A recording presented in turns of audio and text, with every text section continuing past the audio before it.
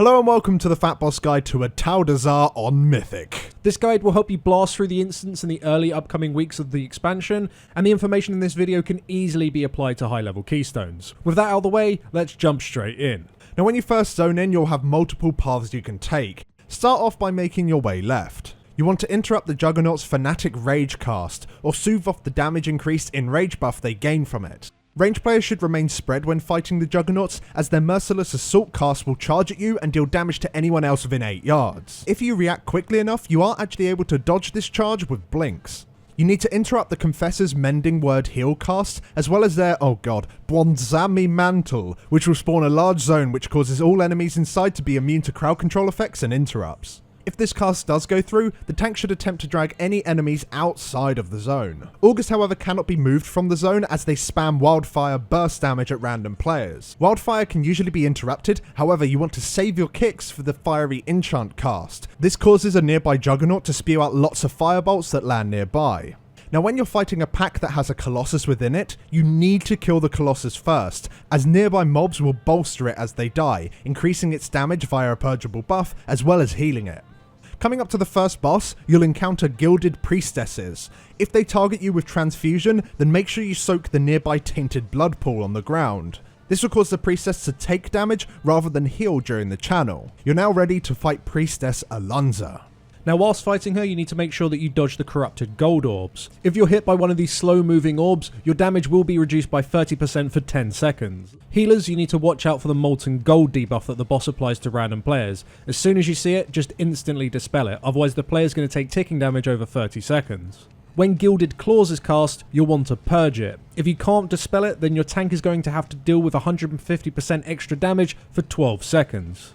Now throughout the fight, the boss will be spawning tainted blood pools, and you're going to need them at some point. However, at set times a Spirit of Goldad will spawn and will begin to travel towards the pools. If it reaches them, it will soak them and remove them from the encounter. This is bad. The ad will always spawn on top of the throne, so you'll want to tank the boss directly on top of that location, so the moment the ad spawns, all DPS can immediately cleave onto it. You can slow the ad, you can stun it, and you can displace it. Now the reason why you need the bloods is exactly the same as the trash. As soon as the boss reaches 100% energy, she will cast Transfusion. Each player in the group must soak a tainted blood pool before this cast finishes. Soaking the pool will prevent her from healing and will damage her instead. There is only 5 pools available before the cast, so make sure you stand close to a pool before you take it. That way it's obvious to the rest of the group which pool is yours. After defeating the boss, move down the staircase, but watch out for the fire that the masks spew out, otherwise you're going to be one-shot. You can see which mask is about to spew the fire out as its eyes light up just before. After clearing the trash at the bottom, click on the level which will lower the spear gate and grant you access to the middle of the instance. While fighting the little green dinosaurs, you want to remain close to each other to keep up AoE DPS, but the leaping thrash cast will splash damage within 3 yards. The pterodactyls must have their terrifying screech interrupted. This 6-second long fear will cause you to pull more packs and will probably wipe you.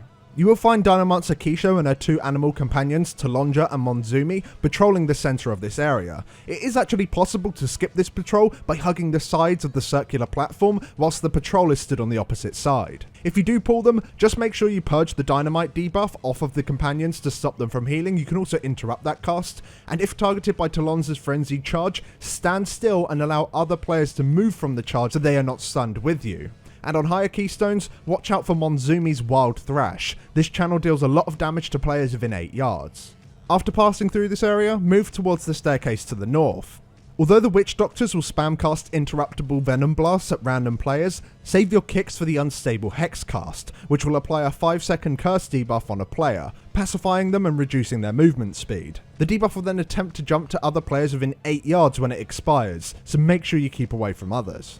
When shield bearers channel the Bulwark of Juju, move enemies away from the zone, otherwise they'll take 90% less damage. You cannot interrupt this channel, but you can use displacements to move the shield. And whilst attacking the shield bearers, casters should keep their distance, as they do have a habit of interrupting casts near melee. Stalker enemies travel in pairs of 2 whilst in stealth. If the stalkers engage the player in combat first, they will stun their target for 2 seconds. However, if you can engage them first by using things like AoE effects, this will prevent the stun.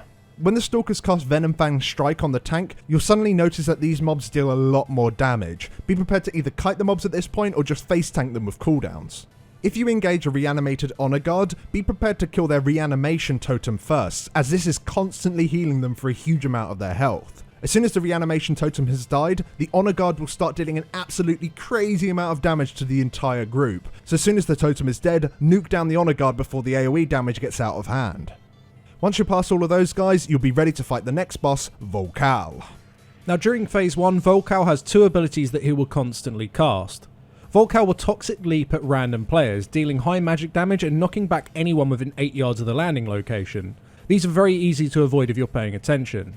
The most important thing to keep an eye on is interrupting his noxious stench. This channel deals high damage and applies a stacking disease dot. The damage from this can become very dangerous when the entire group has multiple stacks. Just interrupt it as soon as possible and you're good. Now within the room there are 3 reanimation totems, 1 in each corner. Each totem heals the boss for a large amount, making direct damage on him completely pointless. You must kill these totems as soon as possible so you can transition into phase 2.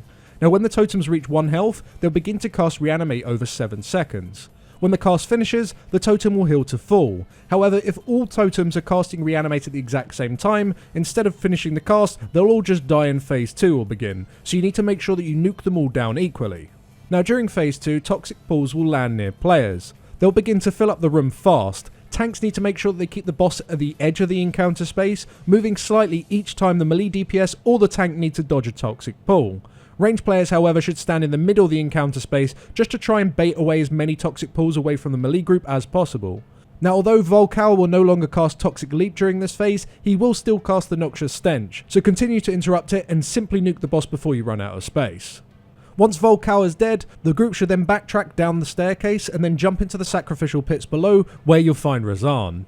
Now multiple bone piles are scattered throughout this area. If Razan or a player moves on top of these piles, they will spawn a reanimated raptor.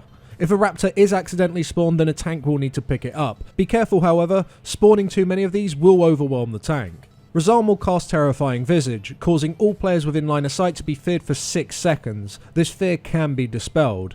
Razan should be positioned next to one of the pillars in either the centre of the encounter space or more favourably at the edges of the encounter space, as fewer bone piles are present in this area. As soon as Razan begins to cast his fear, all players should hide behind a pillar to create a line of sight barrier between themselves and the boss. Shortly after Razan finishes his fear, he will cast Pursuit on a player. You'll get a 3-second grace period and then the boss will fixate you for 12 seconds. If he catches you, he'll begin to devour you, doing insane damage over 8 seconds. The trick to kiting him well is to begin running during the grace period and then avoiding the bone piles, as they will slow you if you get hit. When Serrated Teeth is cast on the tank, you'll gain a 50% physical damage debuff for a while. You'll need to make sure that you save active mitigation for this. Last to mention is that Razan is actually a dragon and has tail lashes, so attack him from the sides to avoid being knocked back into a bone pile. After Razan is dead, you'll want to go back upstairs and head towards the top of the temple. After fighting some reoccurring trash, you'll reach a waterfall that will slowly transform into a set of stairs. As you ascend the staircase, you'll want to dodge all the spiders that will be flowing in the opposite direction. Getting hit by one of these will deal a burst of damage to you within 3 yards and spawn a pool that will slow you. Once you reach the top of the staircase, you will now be able to engage the last boss, Yasma. Yasma will cast Skewer on the tank, dealing a large burst of physical damage to them. You just need to react fast to this and have active mitigation up. You want to interrupt the Racking Pain cast to prevent a random player from taking initial burst of damage, followed by a 6-second curse dot. Now throughout the fight, Yasma will summon spiders. These spiders will move randomly around the encounter space most of the time, however some will become empowered occasionally, growing in size and gaining an aura around them. During this empowerment, the spiders will chase down a player until the empowerment times out a few seconds later. If a player touches a spider, empowered or not, they receive a burst of damage and create a slow pull, just like the stair spiders. Make sure you avoid them. When Soul Render's cast, all non-tank players should stack up away from the boss. When the channel finishes, a Soul Spawn ad will spawn at each player and begin to travel towards Yasma. If they reach her, they'll explode, applying a hard-hitting 21-second dot which stacks. You need to kill the ads before they reach her. You can slow them, stun them, and displace them. A portion of the damage received by these ads will actually be reflected back to the player that spawned them. This isn't a big deal on Mythic 0, but on higher Mythic Plus keys, healers might need to take into account that everyone's going to be taking a ton of damage at this point. But that's it for this boss, and that wraps it up for this instance. Enjoy your loot.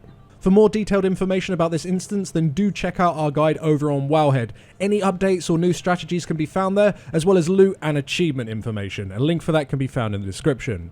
Before we go, we'd like to say a big thank you to all of our supporters over on Patreon. You guys are great and help allow us do these types of videos. If you want to support the channel, then just simply drop down a like on this video, or if you want to go a step further just like these guys have, then do check out our Patreon page. A link for that can be found in the description. Thank you very much for watching, and we shall see you all in the next one. Thanks for watching.